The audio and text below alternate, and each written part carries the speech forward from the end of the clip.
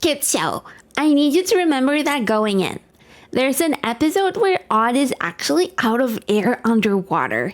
He's gasping for air, barely able to keep his mouth out of the water. You can see him literally drown, sink. There's another one where music gives some of the children seizure, and the show doesn't just have them collapse, it has them smiling creepily as they faint. And for a split second, before Return to the Past activates, Odd actually lost his pulse. Ugh. And then there's the one I actually think about the most. A sort of metal sauna room cranked all the way up.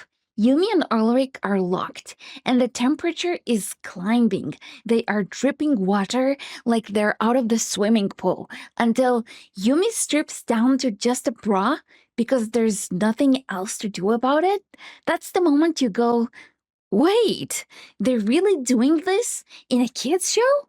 And if a kids' show is willing to go that far, you get the signal that the stakes are real.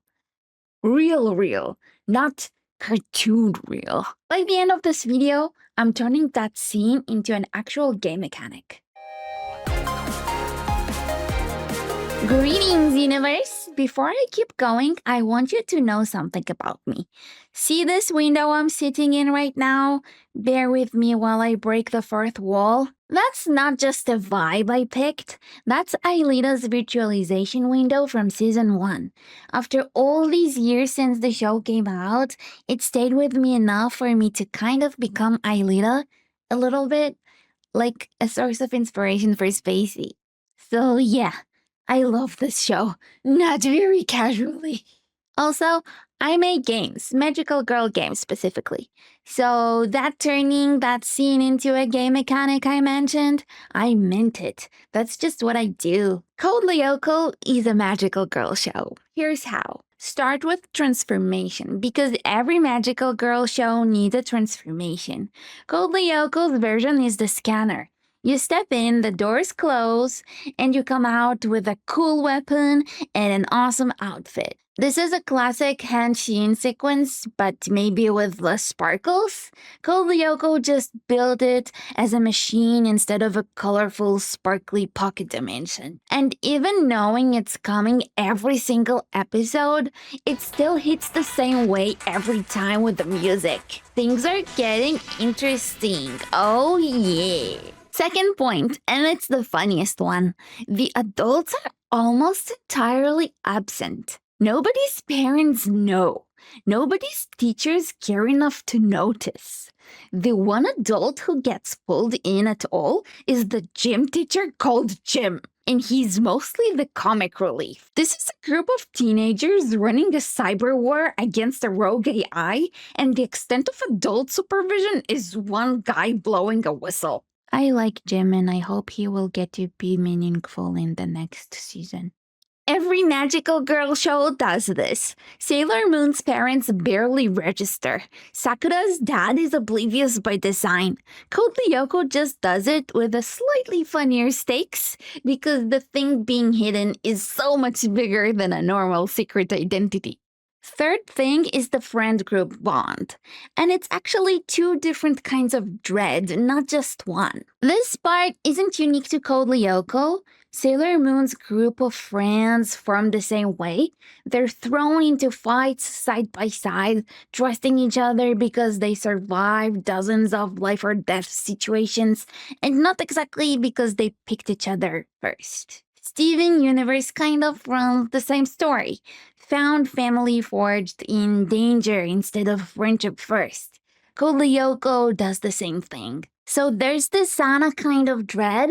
You must survive before Return to the Past kicks in. That's the horror adjacent kind of dread. But there's a second one, and it's not really about survival at all. It's Yumi and Ulrich. And the slow burn, the will they, won't they. And yes, I want to say this on record. I wanted them to kiss.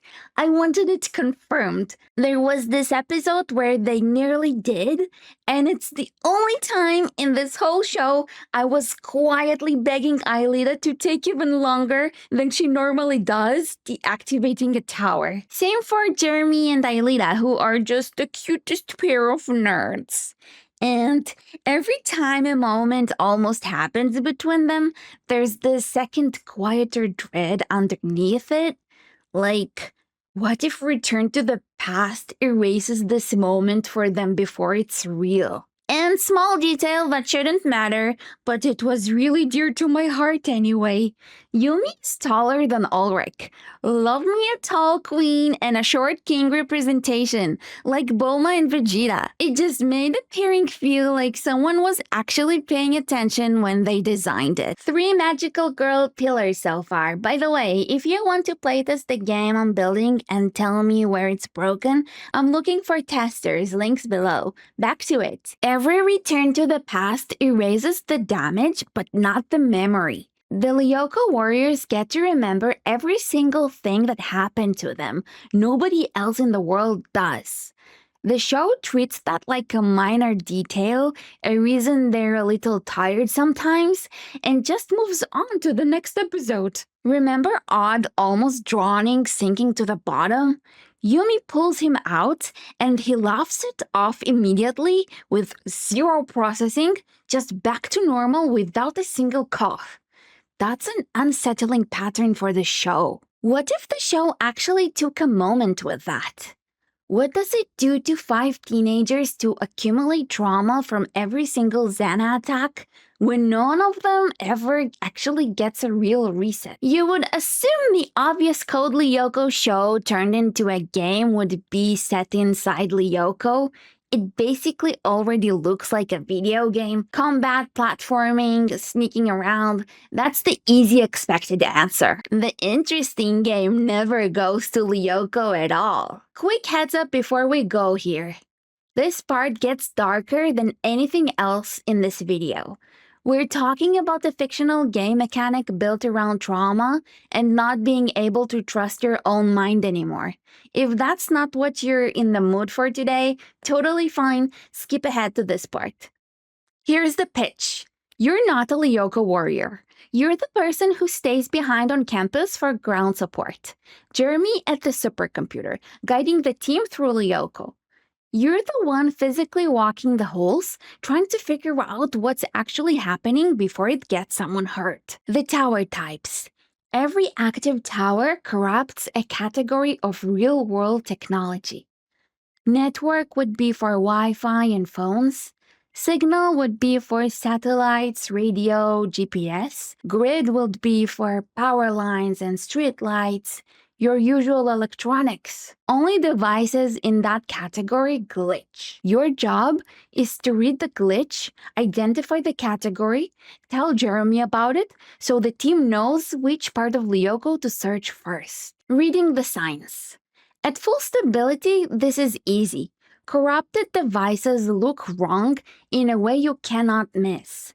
Safe ones look completely normal. The problem is what happens to the read as your stability drops. Stability damage doesn't make you tired or slower. It breaks your ability to tell safe from corrupted at all. Safe devices start looking a little wrong.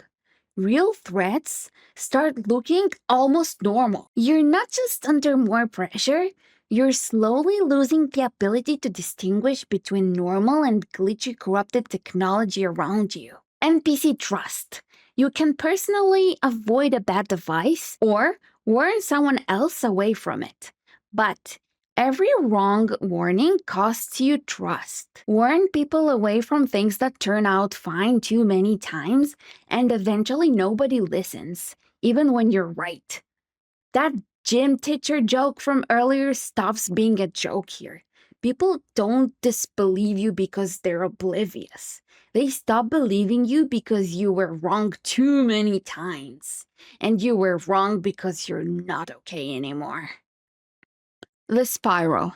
Worse stability makes the read harder.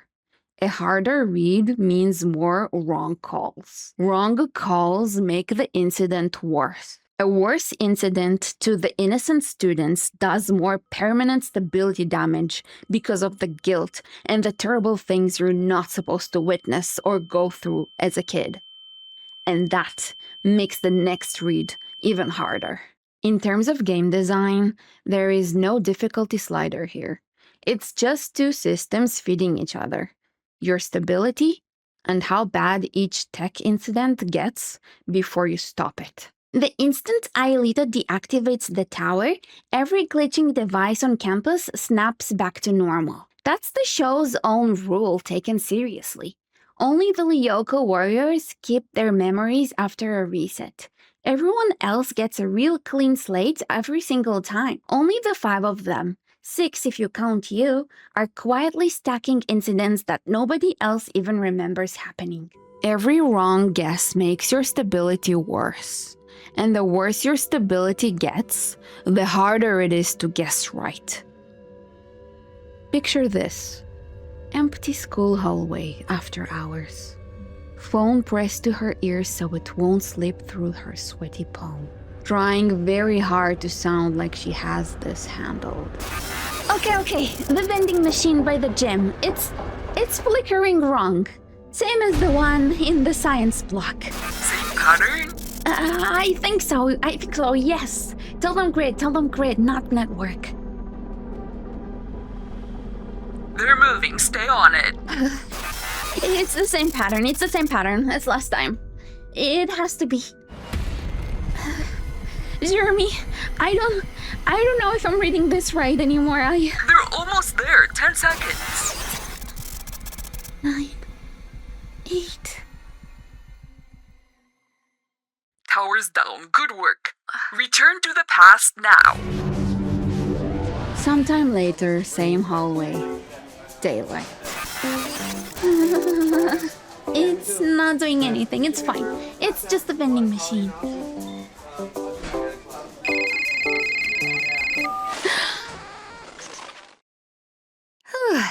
Yeah, okay. Let's come back up for air. If you're building something right now, steal this.